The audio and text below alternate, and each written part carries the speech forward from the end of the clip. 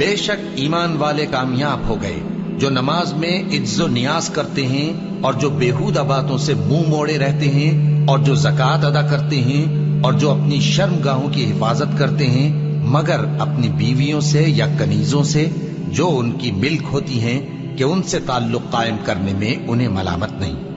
اور جو ان کے سوا اوروں کے طالب ہوں وہ اللہ کی مقرر کی ہوئی حد سے نکل جانے والے ہیں، اور جو امانتوں اور اقراروں کو ملحوظ رکھتے ہیں اور جو نمازوں کی پابندی کرتے ہیں یہی لوگ میراث حاصل کرنے والے ہیں، یعنی جنت الفردوس کے وارث بنیں گے،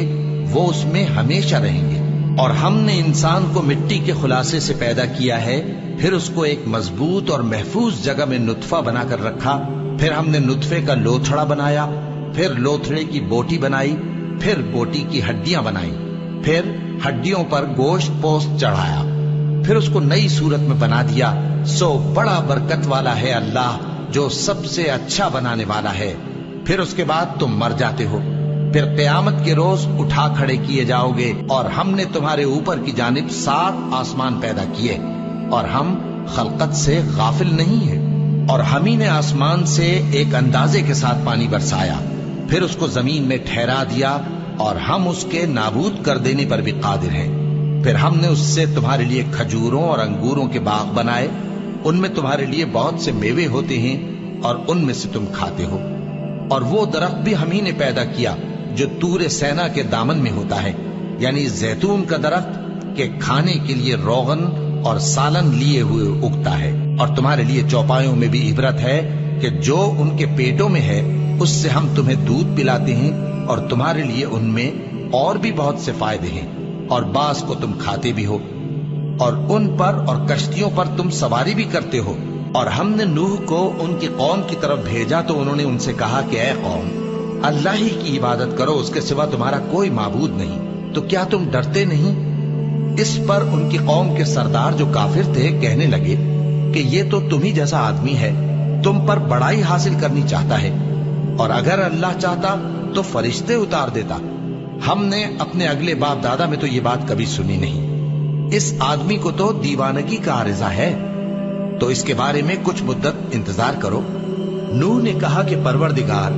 انہوں نے مجھے جھٹلایا ہے، تو میری مدد کر۔ بس ہم نے ان کی طرف وحی بھیجی کہ ہمارے سامنے اور ہمارے حکم سے ایک کشتی بناؤ۔ پھر جب ہمارا حکم آ پہنچے اور تنور پانی سے بھر کر جوش مارنے لگے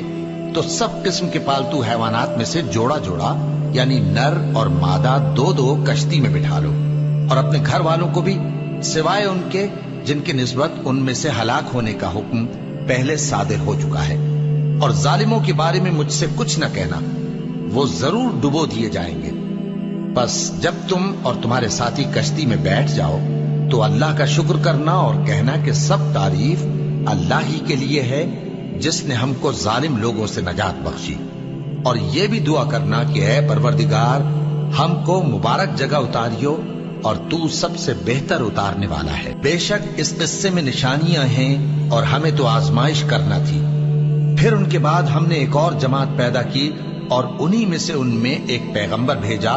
جس نے ان سے کہا کہ اللہ ہی کی عبادت کرو، کہ اس کے سوا تمہارا کوئی معبود نہیں، تو کیا تم ڈرتے نہیں؟ اور ان کی قوم کے سردار جو کافر تھے اور آخرت کے آنے کو جھوٹ سمجھتے تھے، اور دنیا کی زندگی میں ہم نے ان کو آسودگی دے رکھی تھی، کہنے لگے کہ یہ تو تم ہی جیسا آدمی ہے، جس قسم کا کھانا تم کھاتے ہو اسی طرح کا یہ بھی کھاتا ہے،